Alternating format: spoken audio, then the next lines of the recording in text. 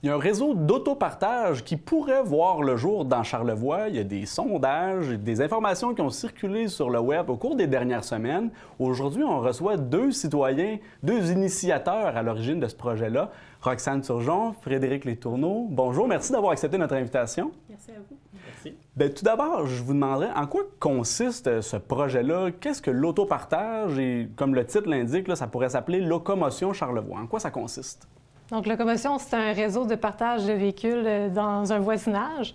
Donc, ça a été conçu par un organisme québécois, mais ça demande aussi l'implication de la communauté. Donc, ça doit être démarré et soutenu par un groupe de citoyens, par exemple. Oui. Donc, on est un groupe de bénévoles de Baie-Saint-Paul qui s'est rassemblé dans l'idée de faire émerger l'autopartage en Charlevoix. Donc, l'autopartage, ça permet de diminuer l'empreinte écologique collective et surtout en région où la voiture est essentielle à nos déplacements. On n'a pas beaucoup de transports en commun. Exact. Et puis, Locomotion, c'est une avenue facile et rapide à mettre en place et peu coûteuse, puisque ça utilise des véhicules qui sont déjà sur les routes. Puis il faut le dire aussi, c'est un organisme à but non lucratif. Il n'y a pas une grande plateforme internationale qui veut stimuler des profits. C'est vraiment ici, là. Exactement.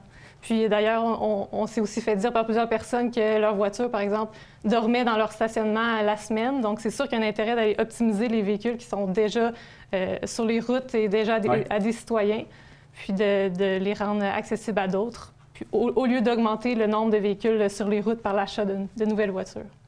Vous avez lancé donc un sondage, on peut le dire comme ça, au cours des dernières semaines sur les réseaux sociaux. Est-ce qu'il y a des Charlevoisiens qui ont répondu à cet appel-là, qui ont levé la main, qui ont identifié des besoins?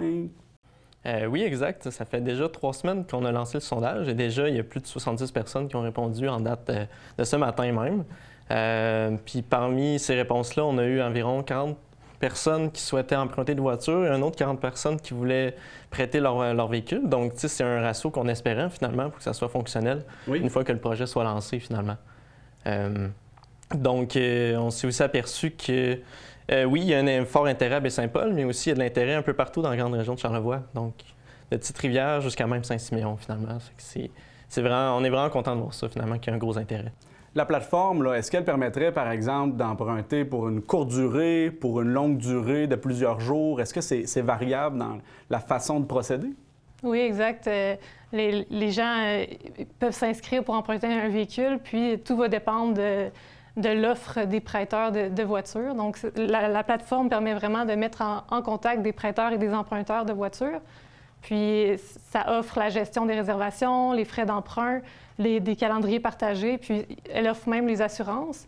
Donc, on peut vraiment aller emprunter une voiture, que ce soit pour quelques heures ou quelques jours, semaines. Tout va dépendre de l'offre sur la plateforme. Il y a un profil du prêteur ou de la personne qui décide de prêter. Puis si ça convient à tes besoins, on les met en communication. Exactement. Puis plus il y a des gens qui vont s'inscrire, qui vont participer, plus le service va devenir intéressant. Et on peut partir de l'esprit léger, là. Vous l'avez mentionné, il y a des assurances qui sont incluses avec ça, là. Oui, exactement. À qui ça s'adresse, ce beau projet-là, là, dans Charlevoix? Ça peut vraiment s'adresser à tout le monde, que ce soit des familles qui auraient besoin ponctuellement d'une deuxième voiture ou des personnes qui n'ont pas de voiture, qui sont des nouveaux arrivants, qui sont des travailleurs saisonniers. Oui. Donc, vraiment, une panoplie de personnes et même tous ceux qui ont une voiture qui est peu utilisée dans leur stationnement et qui pourraient en faire bénéficier à d'autres. Il y a différentes communautés locomotion, je ne sais pas si on le francise ou on l'anglicisme, mais qui sont implantées à travers le Québec. Plus dans des grands centres urbains, on pense entre autres à Montréal, à Sherbrooke, on serait la première à l'extérieur d'un grand centre dans Charlevoix. C'est quoi vos perspectives, vous? Est-ce que vous y croyez? Est-ce que ça peut fonctionner même si on n'est pas dans un grand centre? Oui, bien effectivement, même si l'origine du projet se trouve dans les grands centres urbains comme Montréal, il y a plusieurs raisons pour qu'on pense que ça peut fonctionner ici, notamment parce qu'on sait que dans les différentes municipalités, dans Charlevoix, les gens sont tissés serrés. Il y a des liens qui sont quand même très forts. Aussi, il n'y a juste actuellement aucune autre offre d'autopartage dans la grande région de Charlevoix, dans l'ensemble. On pourrait penser à Communauto, par exemple, qui n'est pas installée ici.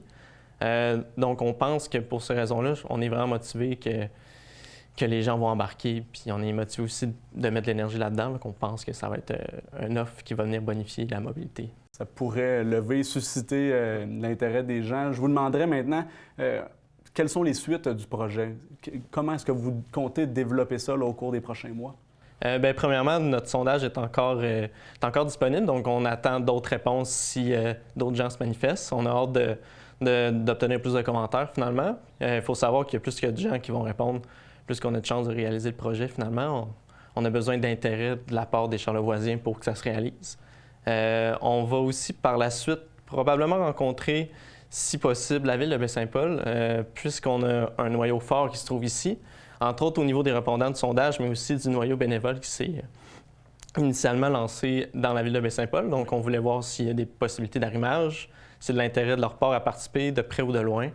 Ça serait une de nos prochaines étapes là, imminentes. Sinon, va venir au printemps un dépôt de projet, finalement, à Locomotion directement pour officialiser le tout, pour qu'au début de l'été, on puisse lancer la plateforme puis que les gens puissent rendre disponible leur auto ou en emprunter. Donc, on se lancerait là-dessus. On espère que d'autres initiatives naissent de la nôtre, que ce soit au niveau municipal, par exemple, si les municipalités voudraient prêter des voitures. Ça pourrait voir le jour à la Malbaie, par exemple, et avoir un noyau du côté de l'Est. Exact. On ne veut pas empêcher d'autres initiatives qui naissent un peu partout dans Charlevoix, même si aujourd'hui, on se lance à l'idée de démarrer à Baie-Saint-Paul. Donc, des initiatives citoyennes, justement, pour démarrer des communautés comme la nôtre. On trouve ça pertinent, puis on espère que ça arrive aussi. Comment est-ce qu'on fait, en terminant, pour vous suivre et en apprendre plus sur le projet? Premièrement, on a, dans l'espace de notre sondage, on a laissé des coordonnées pour nous rejoindre. On a une boîte courriel Locomotion pour Charlevoix actuellement. Sinon, on est présent dans les réseaux sociaux aussi, puis on est des citoyens quand même assez impliqués, donc on peut se faire contacter directement, il n'y a pas de problème. Une page Facebook, entre autres? À venir, pas encore sur place. À venir. Je vous remercie ce matin d'avoir fait le point sur ce dossier-là avec nous, et puis on va suivre ce dossier-là avec beaucoup d'attention. Merci à vous. Un gros merci.